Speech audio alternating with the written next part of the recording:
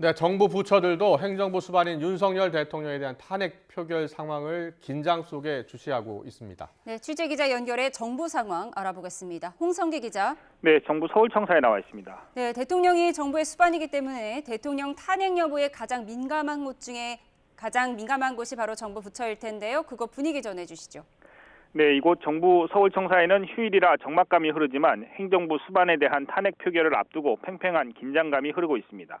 휴일이라 대부분은 출근하지 않았지만 각 부처 고위급 인사들은 사무실에 나와 대통령 탄핵 표결 상황을 예의주시하고 있는 것으로 전해졌습니다.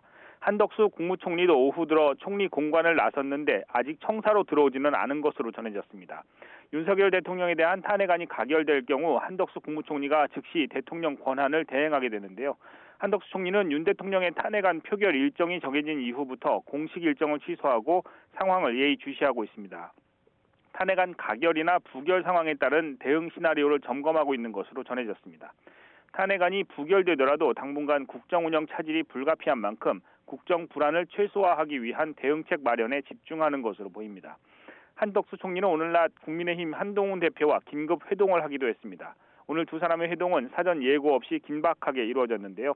윤석열 대통령 탄핵안 표결과 관련한 국정 안정 방안을 논의하기 위해 정부와 여당의 책임자가 급히 자리를 마련한 것으로 보입니다.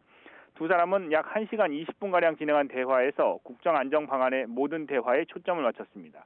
한동훈 대표는 회동 후 국회로 복귀하면서 민생 경제와 국정 상황에 대해 한 총리가 더 세심하고 안정되게 챙겨서 국민이 불안하지 않게 해달라는 당부를 했다고 말했습니다. 한덕수 총리는 이에 대해 앞으로 당과 긴밀하게 소통하면서 민생 경제를 잘 챙기겠다고 답한 것으로 전해졌습니다. 지금까지 정부 서울청사에서 YTN 홍성기입니다.